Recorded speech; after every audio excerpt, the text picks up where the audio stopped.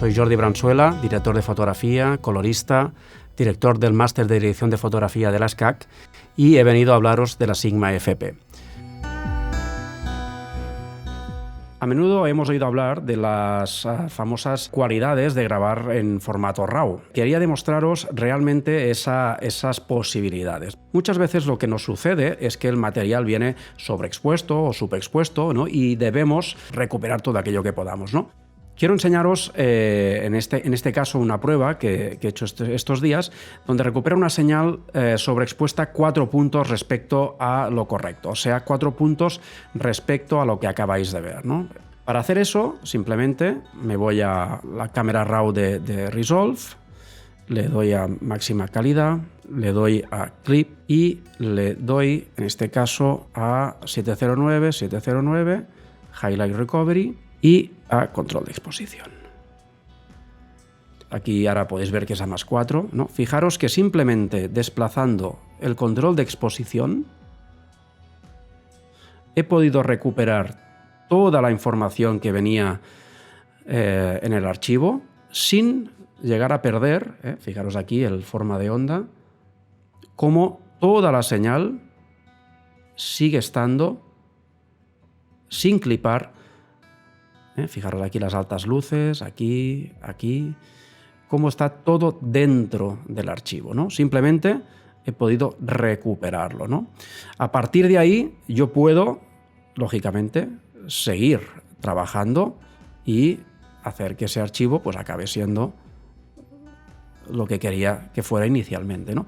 Pero las posibilidades de rodar en un RAW es aquí donde realmente se demuestran, ¿no? Donde tú puedes recuperar una sobreexposición de 4 puntos.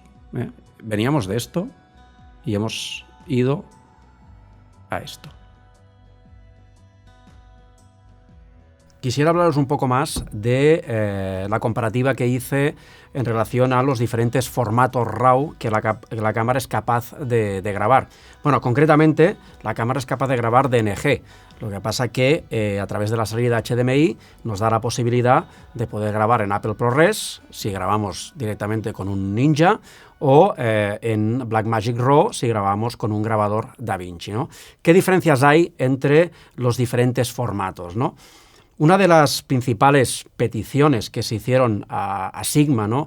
Que implementara en los futuros firmwares era la necesidad de buscar un formato más ligero que el DNG, ¿no? El formato nativo, digámoslo así, de la cámara es un formato universal, un formato de Adobe, que es el DNG, que tiene muchísima calidad, tiene 12 bits, pero tiene un problema, que es que pesa muchísimo y además es un formato, digámoslo así, que no tiene fácil desarrollo o fácil movimiento en diferentes softwares de edición y de color, ¿vale? En los siguientes firmwares, en el siguiente firmware, en el número 2, Sigma ha implantado la posibilidad a través de la salida HDMI de grabar externamente en otros formatos de RAW con un grabador externo. A nivel de calidad, aunque el DNG original de la cámara tiene un peso muy superior y a priori parecería que la calidad de la imagen es realmente o debe ser realmente superior, cuando vemos esa comparativa, ¿no? Fijaros cómo prácticamente entre el DNG y el RAW de Blackmagic, en este caso, la diferencia es prácticamente inexistente. Ahí donde el RAW tiene que responder, que es en sobreexposiciones extremas o subexposiciones extremas, es donde realmente comparamos y vemos que las diferencias entre ambos son prácticamente inapreciables.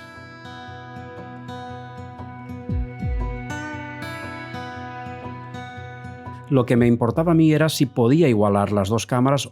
Eso haría posible, o eso hace posible, que en el caso de un rodaje con varias cámaras se puedan mezclar sin ningún tipo de problema. Bueno, en primer lugar, vemos aquí lo que sería el RAW 12 bits 4K generado por la Sigma y hemos rodado también esa misma situación en Alexa. Vemos que la diferencia que hay entre ambas no están totalmente igualadas, pero fijaros cómo a nivel colorimétrico la piel, que es quizá el factor más relevante cuando un director de fotografía mira la colorimetría de una cámara, mira varias cosas, pero la piel humana es algo que es fundamental, porque es el 90% de los planos de una ficción, de una película, de un documental, es piel, sale piel humana. Fijémonos cómo la reproducción en el caso de la Alexa es bonita, es la habitual, es la esperada. En lo que la piel respecta, fijaros que la reproducción en el caso de la Sigma es extremadamente bonita. Es una piel con cierto tono cálido, agradable, continua. Como ahora podéis ver en la pantalla, cuando pongo con la pantalla partida las imágenes grabadas con la Alexa y con la Sigma, comprobamos perfectamente que las cámaras, que los archivos machean a nivel colorimétrico y no hay prácticamente diferencia. Es difícil decir cuál es cuál. He recuperado unas pruebas que hice cuando recibí la cámara en diciembre del año pasado y hice unas pruebas muy similares a las que os estoy enseñando hoy, ¿no?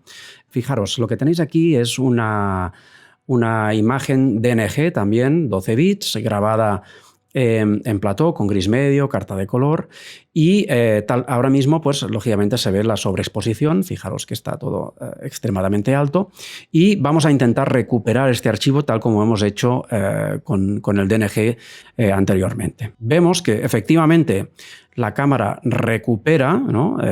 Por ahí sí que vemos que consigue recuperar prácticamente toda la señal, pero vemos que efectivamente podemos recuperar ese +4, pero que hay partes de la imagen, los blancos sobre todo, y algunos colores, como serían los rojos, ¿no? Que están un tanto disparados, ¿no? Fijaros que si ponemos el diseño de cromaticidad, vemos claramente cómo los rojos están al límite, por no decir casi fuera, de lo que sería el espacio de color 709, que es la capacidad de reproducción del formato, ¿no? El 709, el HD. Veamos ahora lo mismo, pero en el archivo actual, ¿no? Con el firmware 2, y en este caso hacemos exactamente lo mismo. La sensación visual entre el anterior clip y este, que serían prácticamente, digamos, la misma situación, ¿no? Un plató, el mismo tipo de luz, la misma carta, el mismo gris medio, lo único que cambia es la modelo. Fijaros ahora, cuando cambie de uno a otro, la diferencia. Fijaos cómo, más allá del aspecto general de la imagen, si os fijáis en la carta de color, fijaros cómo la transformación, ¿no? A +4, cómo ha cambiado, ¿no? Esa sobreexposición, el color, entre el firmware 2, que vemos una carta perfectamente representada, y la versión 1, mucho más, digamos, desviada. Si lo hacemos viendo los scopes, fijaros en la versión 1 cómo los rojos se disparan y los niveles de saturación suben muchísimo sin haber levantado ningún control de saturación. En cambio aquí, si lo vemos aquí, fijaros cómo el control de saturación, que es la distancia respecto al centro y los extremos, está mucho más contenido y los rojos están en una representación ya mucho más lógica para una imagen 709.